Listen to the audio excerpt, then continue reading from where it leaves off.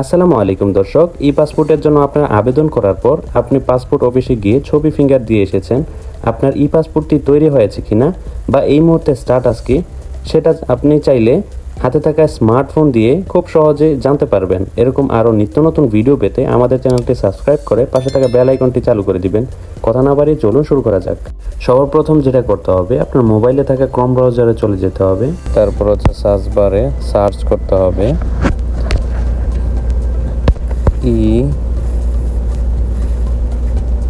ই passport .gov.bd। তারপর হচ্ছে আপনারা সার্চ বারে ক্লিক করে দিবেন। তারপর হচ্ছে আপনাদের এরকম একটা ওয়েবসাইট আসবে। তো তারপর হচ্ছে আপনার বামে থাকা 3 ডট মেনুতে ক্লিক করবেন। করার পরে একটু নিচে স্ক্রল করে চেক স্ট্যাটাস এখানে ক্লিক করবেন। তারপর একটু স্ক্রল করার পরে এখানে আপনার দুইটা অপশন, দুইভাবে আপনারা হচ্ছে ট্র্যাকিং করতে পারবেন। সবার প্রথম হচ্ছে আপনার অনলাইন রেজিস্ট্রেশন আইডি, অর্থাৎ আপনার যে অনলাইন রেজিস্ট্রেশনের যে পেপারগুলো দিয়েছিল না, এই যে অনলাইন রেজিস্ট্রেশনের যে পেপার, এই পেপারের যে আইডি নাম্বারটা আছে, এই নাম্বারটা দিয়ে আপনারা চাইলে এটাকে ট্র্যাকিং করতে পারবেন।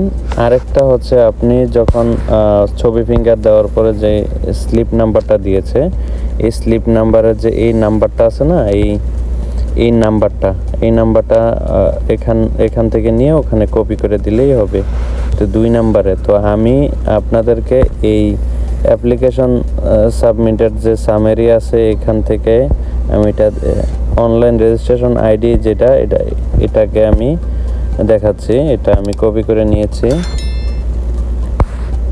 তারপর আমি দেখাচ্ছি অনলাইন রেজিস্ট্রেশন আইডি দিয়ে।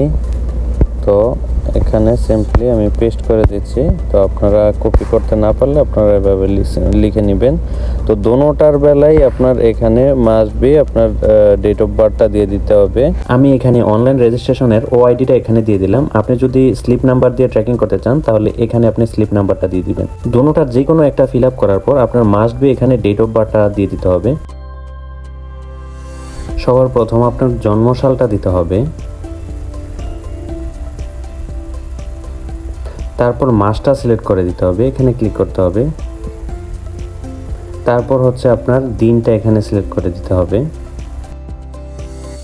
তারপর আই এম এ হিউম্যান এখানে ক্লিক করে দিবেন, দেন চেকে ক্লিক করবেন। তারপর উপর দিকে একটু স্ক্রল করলে আপনার এখানে স্ট্যাটাস দেখাবে। আমারটা সাবমিটেড দেখাচ্ছে, মানে আমি শুধুই সাবমিট করেছি, এখনও চোখের আইরিস বা ফিঙ্গার দিয়ে আসি নাই।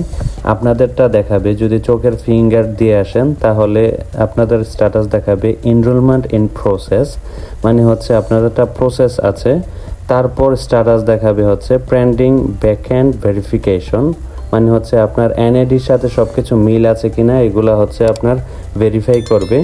দেন স্ট্যাটাস আসবে হচ্ছে পাসপোর্ট শিফট, অর্থাৎ হইতাছে আপনার আগারগাঁও অফিস থেকে আপনার লোকাল অফিসে পাসপোর্টটা শিফট হবে, অথবা যারা প্রবাস থেকে অ্যাপ্লাই করেছেন তাদের নিকটস্থ দূতাবাসে চলে যাবে। তো যদি এটা লেখা ওঠে পাসপোর্ট শিফট, তারপর হচ্ছে স্ট্যাটাস আসবে পাসপোর্ট রেডি ফর ইস্যুয়েন্স। তো এটা যখন আসবে এর 2-1 দিনের ভিতরে আপনার মোবাইলে একটি মেসেজ আসবে আপনার পাসপোর্ট কালেক্ট করার জন্য। তো আপনি তখন গিয়ে পাসপোর্ট কালেক্ট করতে পারবেন। তো আমার ভিডিও যদি ভালো লাগে থাকে, একটু উপকারে এসে থাকে, তাহলে লাইক কমেন্ট সাবস্ক্রাইব করে পাশে থাকা বেল আইকনটি চালু করে দিবেন এরকম নিত্য নতুন ভিডিও পেতে। ততক্ষণ ভালো থাকবেন। আল্লাহ হাফেজ।